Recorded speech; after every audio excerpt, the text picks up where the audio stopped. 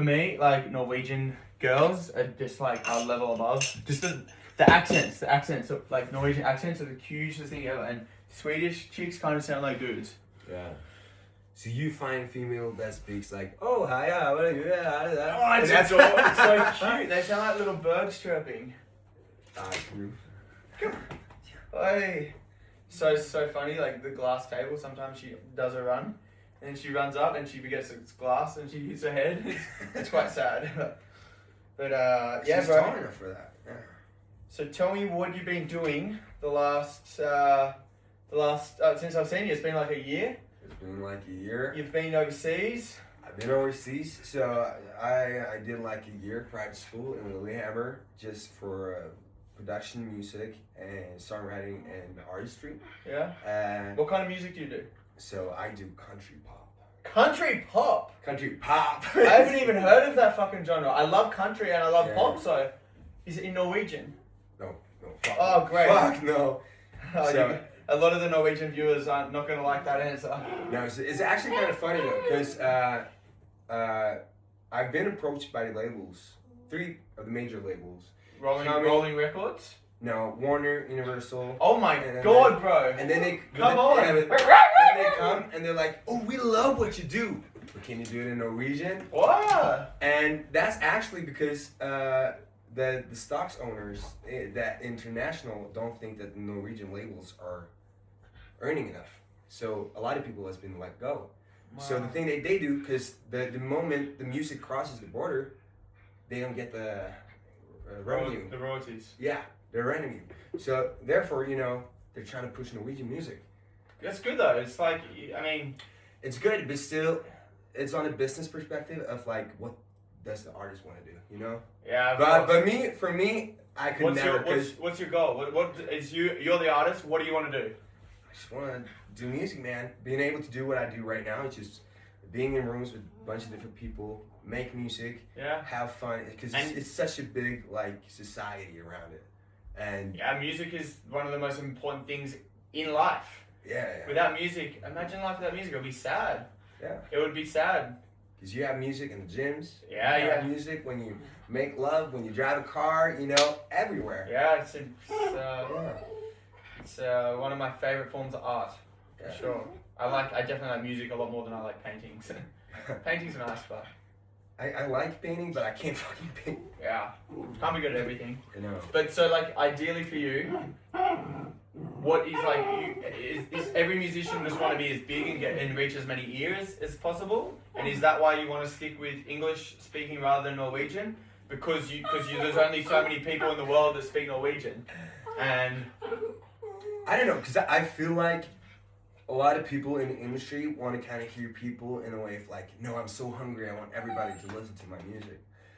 But for me, I think it's just like, I grew up with a lot of English speaking music. And my mother listened to country, and it was like the English version, you know?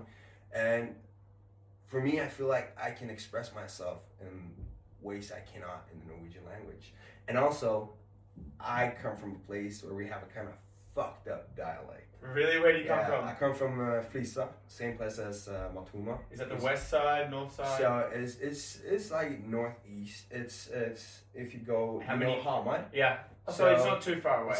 It's not too far away, but it's just like in the middle of like Elverum and Kongsvinger. It's so funny. It's like in the middle. So funny hearing you speak in English. You sound like you're straight out of America. Like you sound like Luke Combs, Morgan Wallen. You literally have the same voice. And then as soon as you speak Norwegian, you sound like a completely different character. So I kind of understand. Oh, Yeah. you're getting humped. No, I thought it was a girl. She is. There you go. She's just watched her daddy. Boss. She's watched her daddy do it too many times. She's like looking you in the eyes while she's humping you. She Showing learned. who's the alpha. She learned from the best. Yeah. Oh my god. Oh. Yeah. But yeah, that's cool. And is country pop like?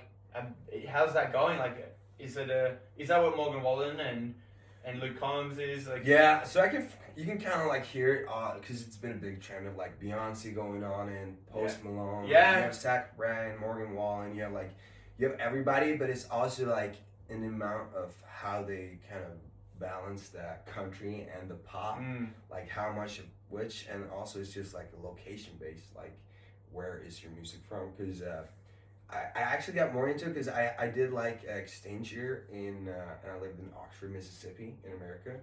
And when you went to the bars there, it was only fucking country. And like, I liked it, but after half a year with the same music all the time, you were like, damn. And then I was like, how can I kind of take this thing and maybe use it into my own thing? Yeah. Because I noticed like, I couldn't do the country because that didn't feel true for me. Yeah. But I couldn't kind of do the pop thing. Bro, I like it.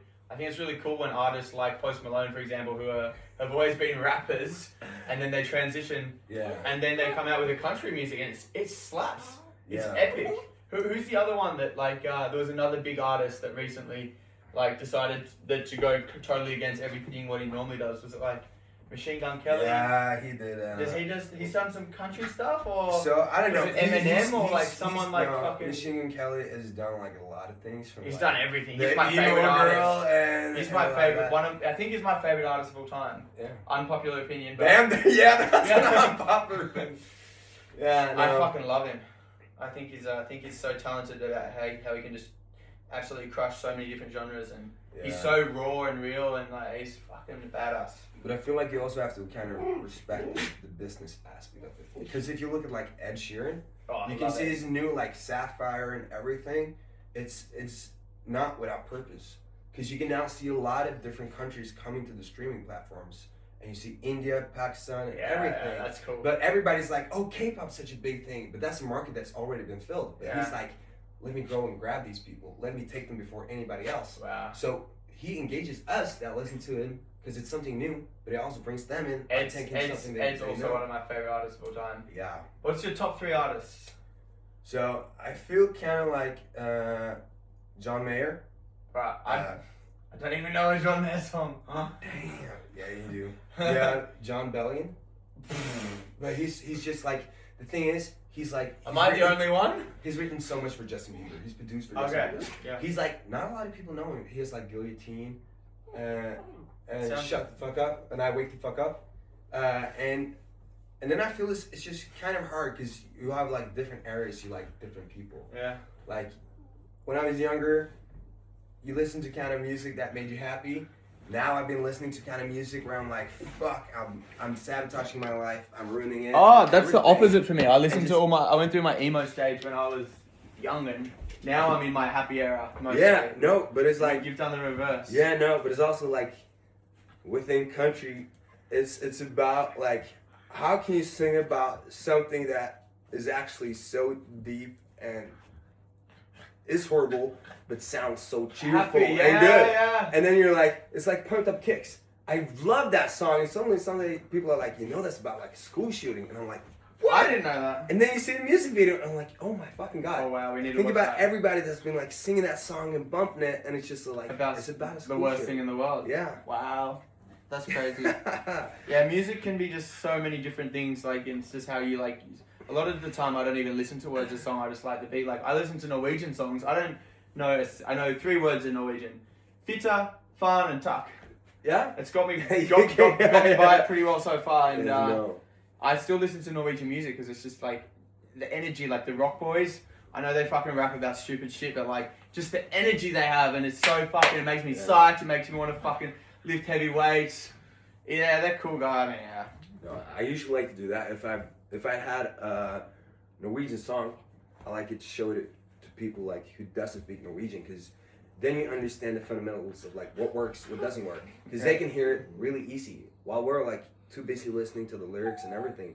They're like, this doesn't sound that good. They know the sonics, they know like everything. Ah, that's a good, interesting. My friend Maren, she's trying to do pop music as well. Yeah. And she's just actually transitioned from English to Norwegian, I think for the same reason you mentioned before, that maybe some producers and stuff were pushing for her to go that way. But she could be the next bloody Sabrina Carpenter. She's so talented. But I think she just like worries a little bit too much and like tries to perfect. I mean, what do you think about perfecting music? Like, is it ever going to be perfect? So I feel like both yes and no, but you're not going to know when it's perfect. Because sometimes you're going to go too far and you're going to be like, and you're going to fuck it. I fucked up. Yeah. But it's maybe too late to go back. because you've already lost like the motion of the song. Yeah, she's happy. Bro, she never But does I feel that to like anyone. it's been like situations in the music industry where people have been like, oh, send me over some shit. And it's been important people in the industry. But still, I've hesitated too long because me, myself, have been like, no, it has to be better. It has to be better. She's a demo and everything.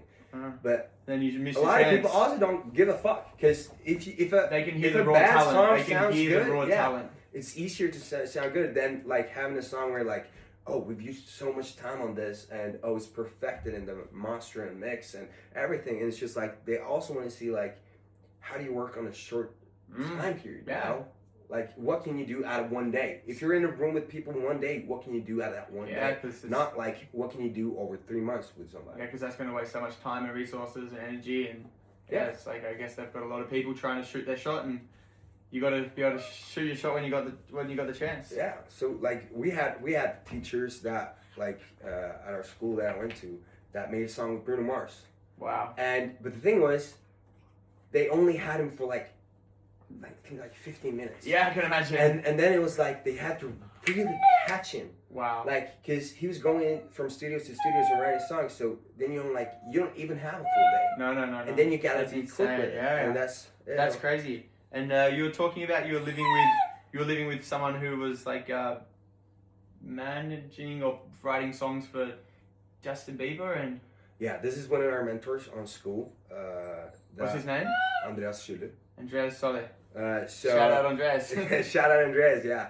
No, so I lived with him because I was 1 month in LA in October, and then we were just doing music and visiting friends that was attending the private school that we went to, that now go to like a sister school of the school we went to in LA, Lamp, and they were so lucky to stay at his place and chill in his pool and everything. And who was he writing songs for? Or? So he produced songs for, he had Fireball by Pitbull. Fireball. Yes. He produced that. Yes. He had Now and Later. He had Company by Justin Bieber. Wow. And I think Wiggle Wiggle by Jason Derulo. My money don't wiggle wiggle. It falls. No.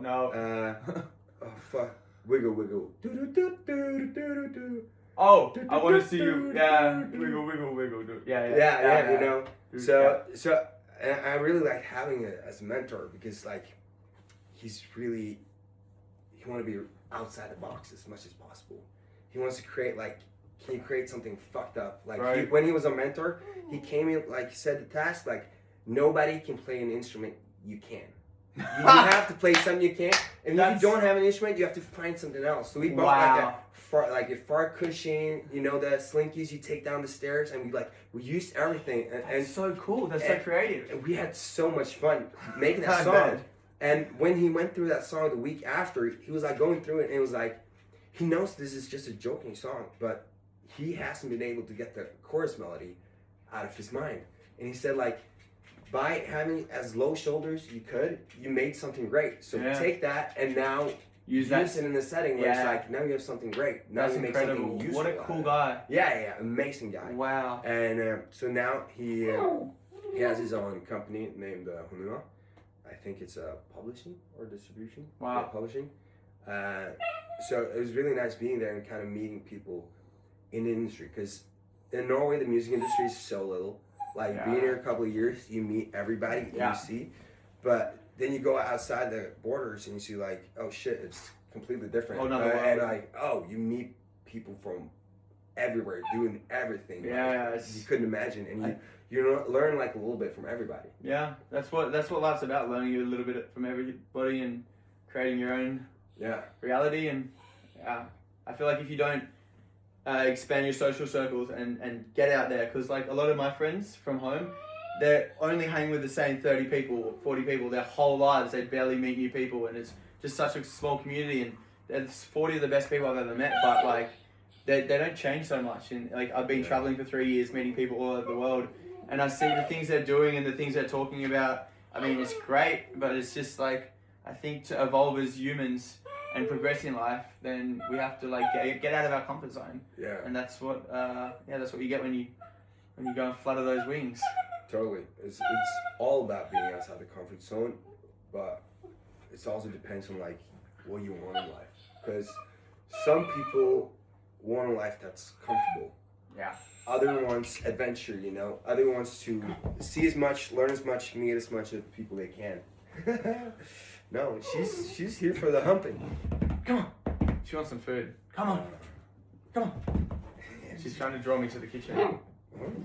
Yeah, no, that was, yeah. So it comes, there is like, I see the temptation on comfortability, but I mean, comfortability gets boring. It's like, I met two girls in a cafe the other day, and I was looking for someone to help me film some cooking content.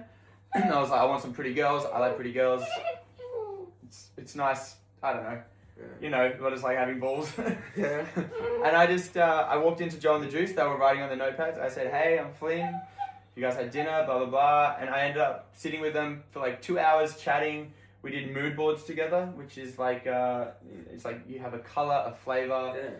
I have it somewhere. I'll read it to you. But it was one of the girls described her flavor as being vanilla, and then she said, because it's a flavor that everyone likes. She was a gorgeous, smoking hot blondie. And I said, yeah, but vanilla's kind of boring, isn't it? And she was like, maybe it is. Because it's like, if you get vanilla every time, you're probably going to get bored of vanilla. Yeah. And she said, yeah, it's a safe flavor. And safety is good, but it does get boring. And I think you do have to push those comfort zones at least from now and time again. No, and that's how people like come, because you can take something as maybe like bland and usual like vanilla, but then you have like people that does like vanilla chili. Yum! And yeah, and you suddenly have that, and you think about like who's the motherfucker that thought of that? Yeah. You know, and you people have soy sauce on ice cream, and you think about like that doesn't work, and then you try it, and then you're like, does it work? And it's just like, because it's so weird, and I'm not saying it works. But it's like there's so many things about also taking something comfortable and playing around with it, because you can still be in your lane, but also bringing in other stuff and learning. And I feel like that's a lot with music, because like as you say, you like rock boys. Before I hated the music. Yeah. But as a musician, I was like, let me just try. And I made some songs about it, and I was like, understanding more how it's made, I was like, fuck. Badass. I can take something from this. If I take this and like, oh, they engage the crowd, like they do this, and this is Yeah. the structure. And suddenly, you can kind of dismantle it and pick out the good parts you want for yourself. And this you can do with like almost everything. Yeah. Food, fucking speaking, like just relationships. Yeah. Take out the good bits. Yeah. Like right now on my social media, I don't know if you've seen it, but I'm just like kind of just doing anything I can to get engagement. Yeah. And it's like, it's pissing a lot of people off because some of the stuff that I'm doing, I don't even agree with. Like, this is probably one of the worst things I've ever done, but apparently on TikTok, this is just because this is the only way I know how to create like engaging content. And on TikTok, I'm like calling ugly chicks. No, I'm calling really hot chicks ugly, and I'm getting some backlash from it, saying they're like, it's true, like bullying. There's no place in the world for bullying. Yeah. But like, girls as hot as the ones that I'm like calling ugly, if they actually can like be hurt by words, then like it just shows how much of pussies this generation are. And like, I'm talking about like 10 out of 10s that literally there's no way in their right minds they could ever think that they are not attractive. But it's like, I think people need to not be so offended by words. And yeah, that's true. But still, they're in a society that kind of builds that thing. It builds because the social pressure. Yeah, they're not like that by choice, you know, or like it's easily taken away. But it's the same thing with like Family Guy. You know, they say the most like unhinged shit. Yeah. And then you're there like, but they say shit about everyone. Yeah. There's nobody that gets past. Yeah, and it's important to kind of have that, because if you can't say shit in the world, then where's the freedom? Yeah. Where I did make fun of fat chicks as well today. Well, fat people, not chicks, because I'm not sexist. But like, I was just saying fat people are a burden on society. Trying not to laugh. Bro, there's such a... It just came out of nowhere. You know? I was like... Okay, so my opinion is fat people are lazy and they are a burden on society because of all the health, like they clog up the health system. Our taxes go to that health system to pay for their fucking bad choices in life. And it's like, if you can't just refrain yourself from making healthy decisions, like not eating fucking donuts and candy and drinking soft drink, just fucking go walking. I mean, I'm talking about obese people, like really like absolute whales. They should be called out. Fat shaming should be okay because it's not okay for everyone else to be picking up the burden of their toll on society. Yeah, but I think like I should see like people in America, they lie in bed, they have to have people to clean them, they can't walk, and I feel like these days it's built up that everything is supposed to be accepted, but I feel like it's because people don't want to put in effort or do anything. Yeah. And if they do, I feel like a lot of people don't know the right approach. You know, it's about people are for themselves. They do the least, and like you can see on the subway, nobody sits next to each other. You know. Yeah, but that's horrible. I hate that. Everything. I'm like that's very Norwegian and. People were like, when I moved to Norway, like, oh, aren't Norwegians so cold and unfriendly? But it's, you get what you give. And I make friends wherever I go, on the subway, in the gym, in the sauna. I'm always chatting to people, getting their Instagrams, inviting them to things, creating just like conversations. And it's worked really well. And now I have as many good friends in Norway as I do back in Australia. It's because I put the effort in.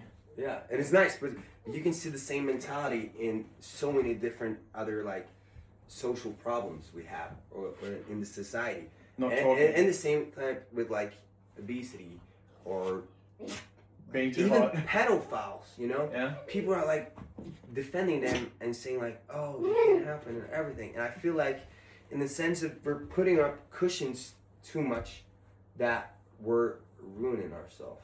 Yeah, it's like that's what the right wing, I guess, call the woke movement. Yeah. But it's like I'm not right, I'm not left. Like I think they're both fucking stupid idiots. And I would love to start my own political party one day called the Yellow Party. The Yellow Party. Yeah, because we have red and blue, and I think yellow's a happy color. Mm-hmm. And we just need something completely different that's not fucking funded by gambling companies and oil companies and gas companies and all this bad shit that funds the politics at the moment. We need a party that's like for the people, actually for the people, not what the Labour and Blue Party pretend to be. And just like back to the thing about like hot chicks, it's like 10 out of 10 girls are the luckiest people in the world. And yeah, they got it, like it's just genetically gifted.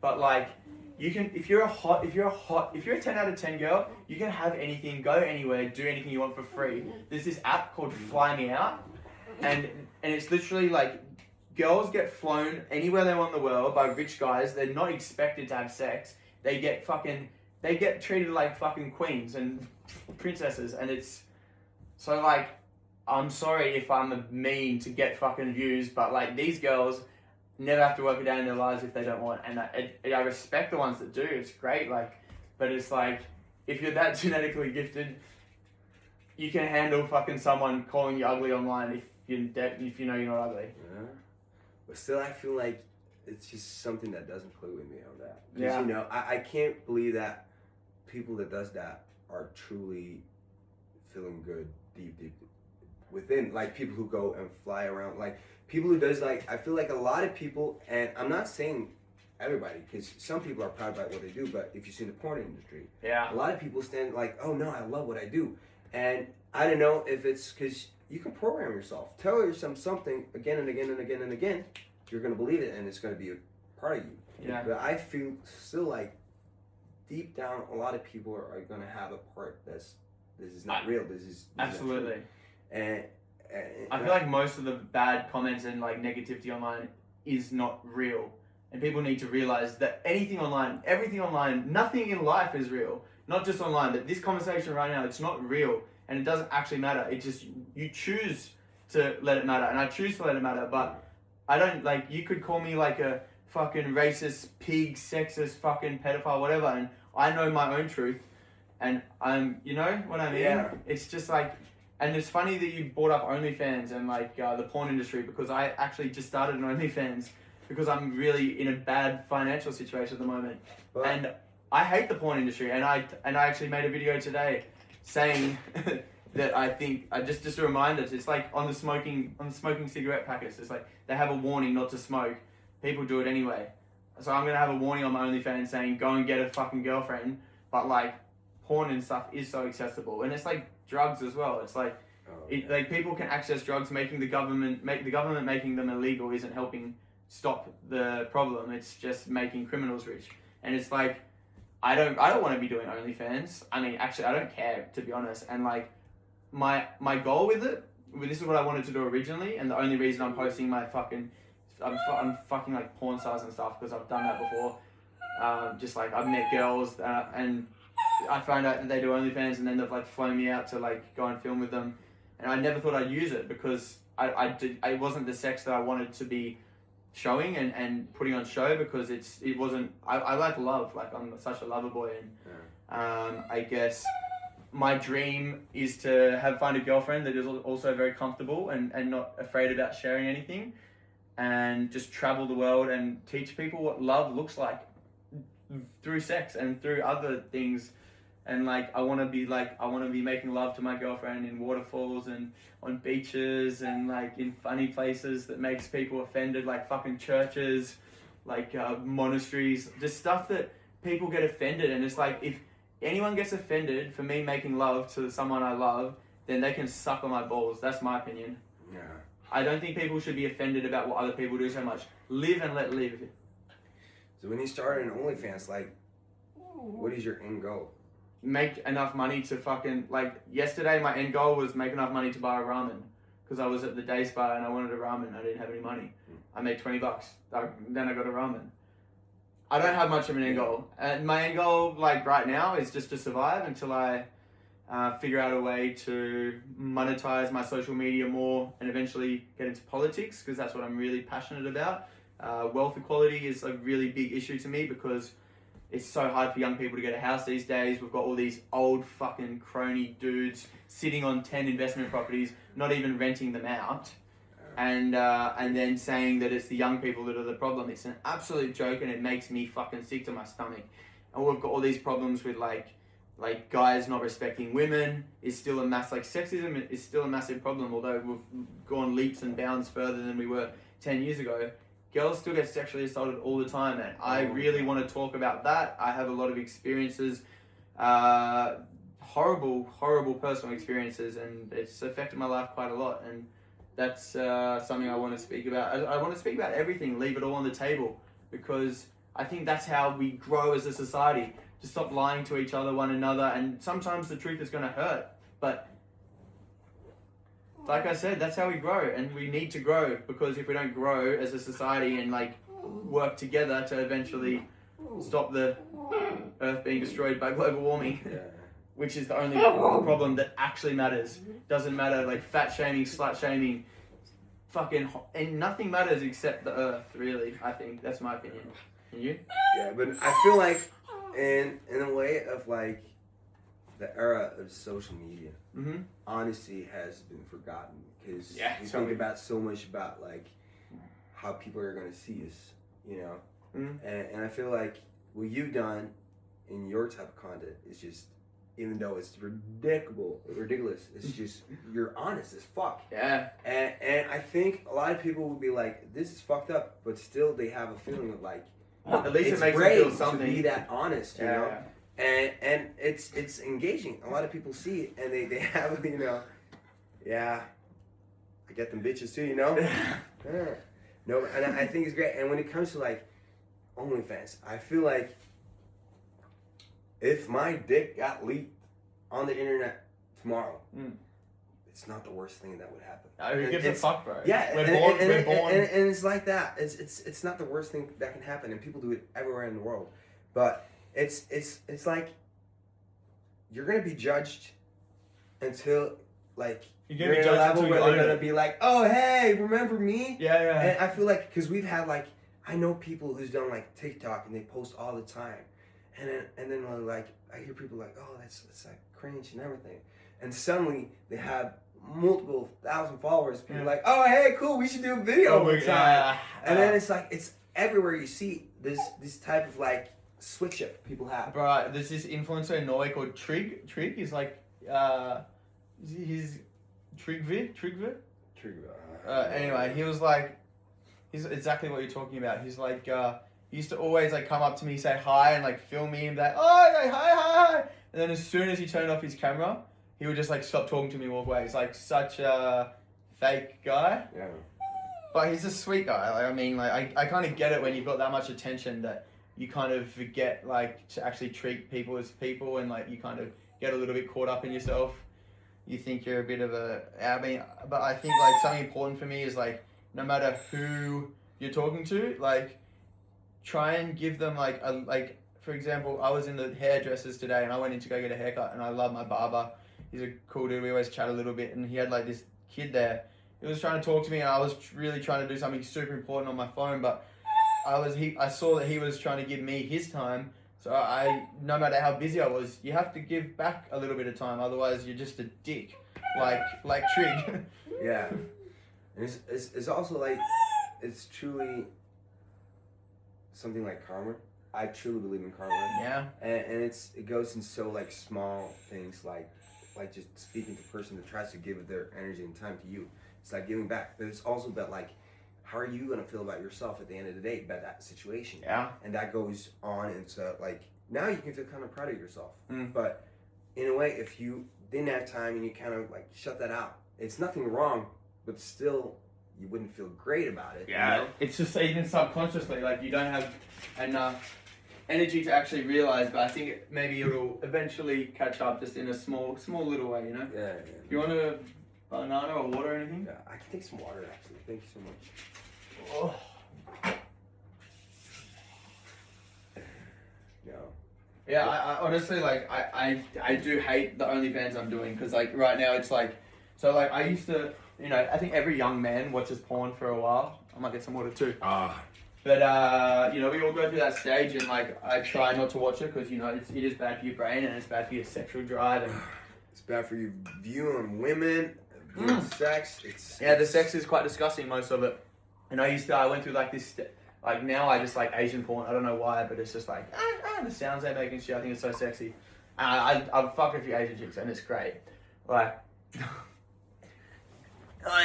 but I used to be like into like deep throat. I thought that like when I was like a teenager maybe, and it was like a phase for like 6 months maybe. That was my favorite porn to watch. And then I fucked this porn star, and like we were doing like deep throat scene for like an hour, and it's not that it's kind of hurts, and it's not sexy at all, and you feel bad for the girl, and it's like you're like actually like this is kind of disgusting. It's the same thing like. Do you reckon I can deep throat this banana? Talking about deep throat. Oh, should I try? I've got a lot of gay fans, and I think they will want to see the rest on OnlyFans now, only for $29.99. No. I got like the girls. I just wanted to shout out to all the girls that do that every day. It's not easy. You know, I don't know.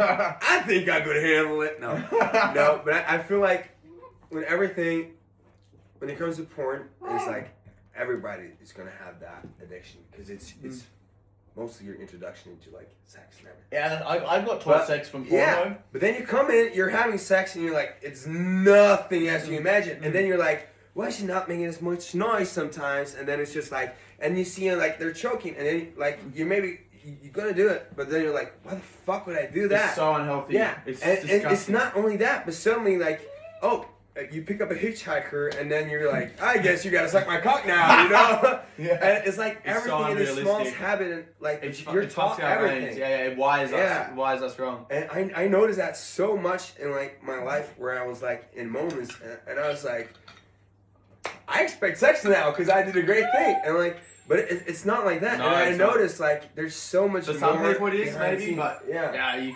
just never expect anything. no, ever. no. And have you heard of like? So I got taught about sex by like a 50-year-old dude who probably hadn't fucked his wife in 3 years.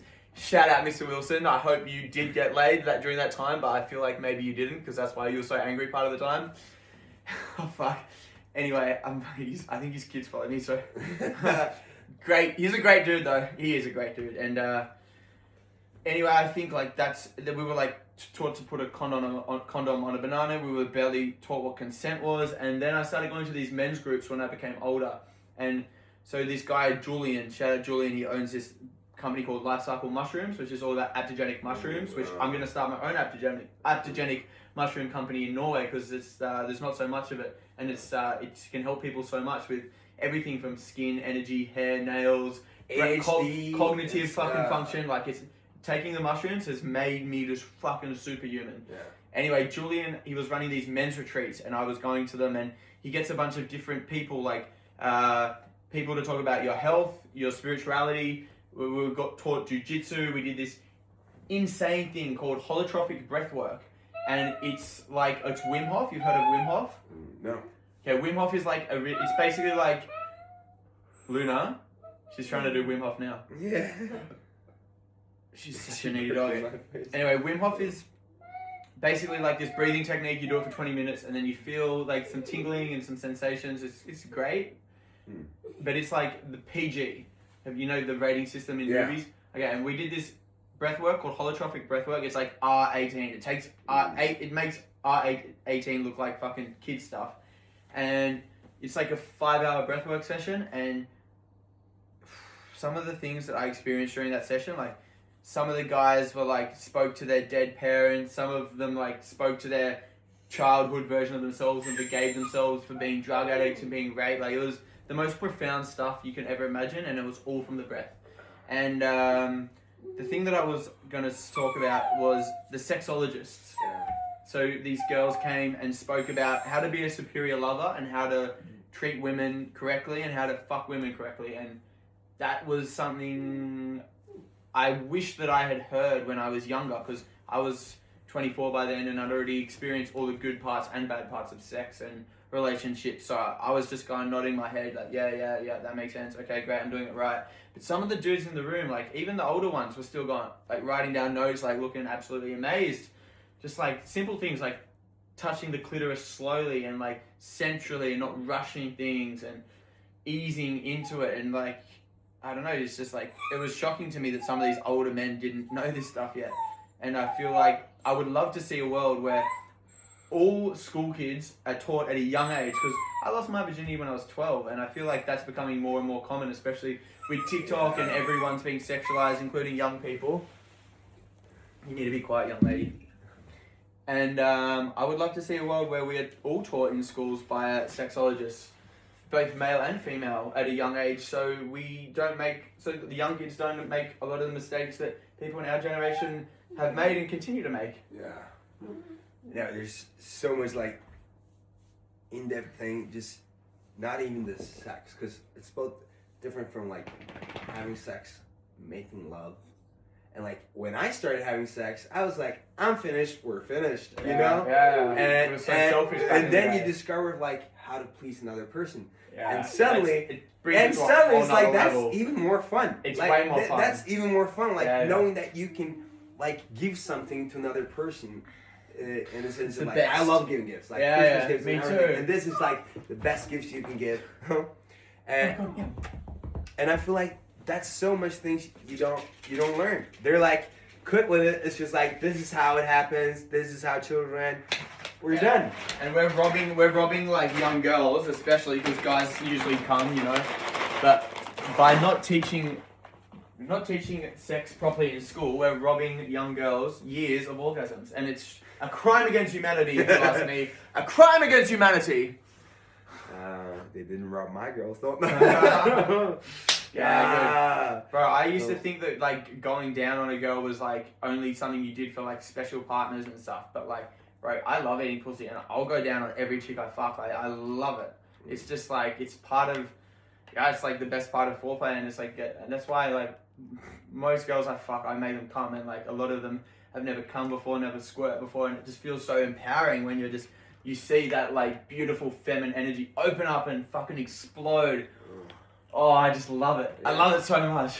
You talk a lot that you fuck, but have you ever made love? Yeah, I have. Yeah? Thank God. Otherwise, I don't think I would be having this conversation. I wouldn't be where I am today. Because like, being in love and making love is like a whole nother level. It's the dopamine, like the rush, like it's a whole nother thing. I miss it so much. I haven't made love for a long time, actually. Well, neither I was like 1.5 hours. 1.5 hour ago. Oh, you have a girlfriend. I have a girlfriend. I'm lucky. You looks like you got another girlfriend. Yeah.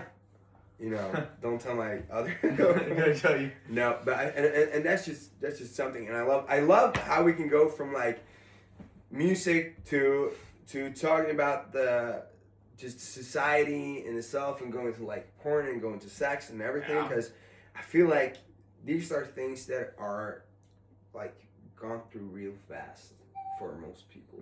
It's just like you bring it up and then you're done with it, but there's so much in depth, and you can be talking about each topic for like forever. Really, you know, there's really could be so many things that you still like could mention and keep on going. But and that's why I kind of like having a place where you can talk about these things are so important, and just also like having a place engaging where people can come for that honesty, you know. Yeah. And also kind of join in. I was actually I made a YouTube video. My first YouTube video, I made it a couple weeks ago, and it was actually taken off YouTube because it was so honest. And I admitted to some things that could like put me in jail and stuff. But like, I was on mushrooms when I made that video, but like I don't regret it, and I'm gonna figure out a way to post it again, because I don't care about the repercussions of what happened to me, as long as as a society we grow, and like I have made mistakes that maybe I will one day need to pay the consequences for it. I can accept that, and I can handle that. I'm not a fucking pussy, and like there are too many pussies in this world, and I feel like it's time for us to all stop being such pussies and own our mistakes and say, hey, I did this. Own, like fucking cop it on the chin, and then learn from them, most importantly, and then move on, and then teach the younger generation so they don't fucking make the same mistakes. What I also feel like is people are too scared to meet their mistakes that they hold on to. But you can see all the scandals in the world, like social media people, they've done stuff and they talk about it and it's gone. Nobody gives a fuck anymore. No, it's bad. But still, individually, if you go and keep this for yourself and you never kind of need it, you never like it's like when you tie it, like a knot. It's always going to be a knot on the rope. But if you loosen it up, then you're going to have some, I don't know what the fuck that metaphor is for, but it makes more sense in Norwegian. Yeah, but then you're gonna have more string. I don't know what the fuck you used it for, but you know, yeah, it's just like not holding that thing. And I know myself, like there are plenty of mistakes I've made that I'm like, fuck, but I'm so happy I done it because I learned from it. And there are some where I'm like, this might bite me in the ass one day, and you're always like, it's always like you're looking behind your back because you never know when it's gonna come. Hopefully, never gonna come. But I feel like this is just common with everybody. Yeah, everyone does do stupid shit. That's what we're humans, bro. Yeah. We're animals. We're all fucking animals in the end of the day. And bro, I'm gonna check the turkey. Maybe we just pause this and I'll charge my phone. No problem.